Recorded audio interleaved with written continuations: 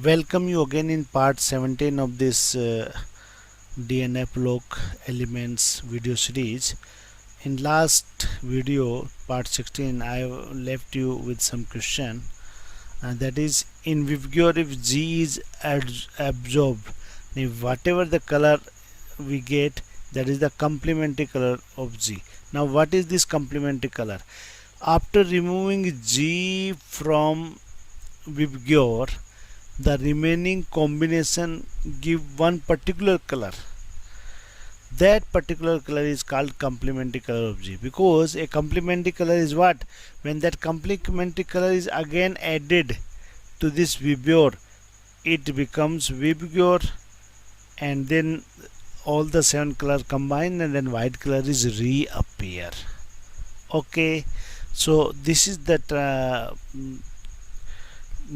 process which is called DD transition. The electron move from one D level, lower D level to higher D level, absorb the energy from the sunlight, and that's why the different colors they are shown.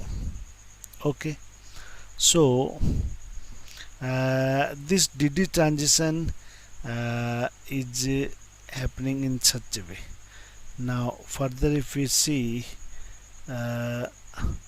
some examples are there, the factors on which this color will be depend.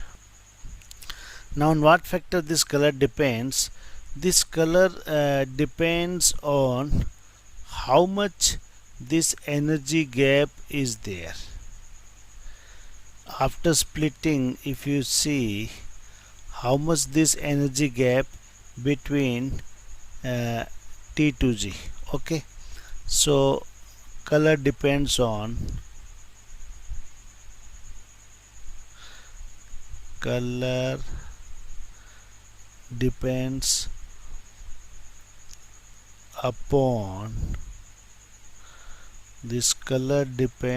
upon this splitting energy gap. Okay, if the geometry is octahedral, then this is given by this splitting O, delta O. If geometry is tetrahedral, then it is given by delta subscript T. So how much gap is there? And this gap of course depend on ligand. Now what is ligand? During the formation of complex, the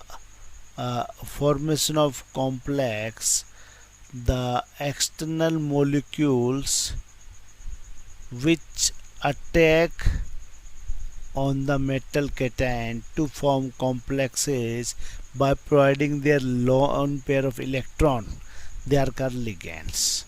Okay, now these ligands provide this splitting, so we can say wider the splitting,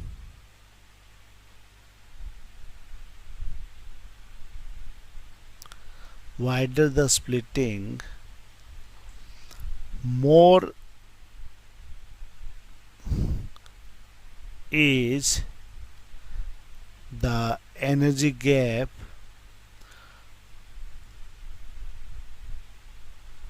higher energy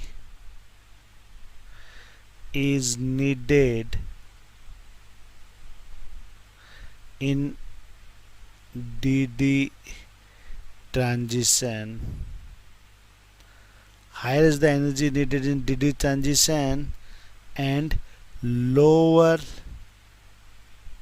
is the wavelength. So lower wavelength means you can say towards the red region. Now here see, you can say the complex ion that is along complex of cobalt with water, complex of same cobalt with ammonia, and complex of same cobalt with CN. Now CN is having highest splitting, then ammonia in the middle, and the water is having lowest splitting. Magnitude of this delta O, that is octahedral splitting energy. octadal stabilizing energy. That about this we will discuss more in the ninth chapter, that is coordination compounds. So here is a brief introduction. Actually this energy gap between this T2G and EG level, higher level is called EG and lower level is called T2G. So this energy gap is given by delta O. Okay, so here magnitude of all delta O for water is very low, for ammonia is in the middle, and for this CN is the highest. So magnitude of lambda, here very less energy is needed, because you know that energy is inversely proportional to lambda. Okay, so very less energy is needed, so lambda will be higher, then the color will be towards the low wavelength, that is higher wavelength or low energy, that is towards red or orange. Okay, now color absorbed by the light, when green blue color is absorbed by the light, the remaining will give you the appearance of orange. Similarly, when the ligand is the ammonia, and ligand is the ammonia NS3, then it is somewhat more splitting than H2O. When splitting becomes wider, then the color transmitted will be green blue. And here it is the CN minus cyanide ion, which is the having highest splitting energy there. So in that case, delta O will be higher, then the magnitude of this will be lambda will be lower, and that's why this color transmitted will be violet, and color absorbed will be yellow green. So in that way, if you change the ligand, along the same metal cation, then they are showing different colors, due to the tendency of these different ligands to split up to different extent. Now there are some examples.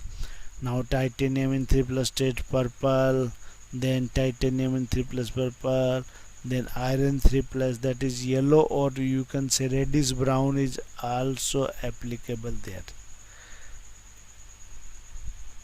Okay, similarly zinc 2 plus, because it contain what, 3d10, no scope of electron movement, that why it is colorless. So these are the some examples. I hope you understand and you will learn them. So by making this, we can show, by showing this we can show how colors are produced in transition metal. Okay, see you soon in the next video with some new topic.